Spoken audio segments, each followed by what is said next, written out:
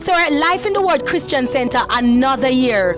Listen, Apostle called out last year for persons who wanted to get pregnant.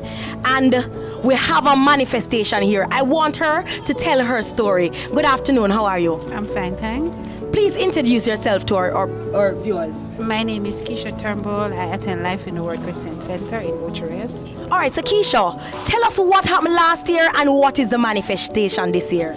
Well, last year, Apostle called out a few married ladies who want to get pregnant. I was one of them. He asked me how many babies I want. I told him two, which I was joking. What's your name? Huh? Keisha. What you believe in God for? Boy or girl? Anything? You're sure? Twin.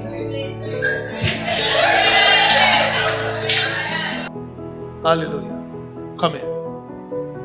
Hallelujah. How long you're trying to have kids? 1 year. Over 1 year? Then, when he touched me, I said I must go home and fellowship, which I did, and here's the manifestation. So tell me now, how you feeling?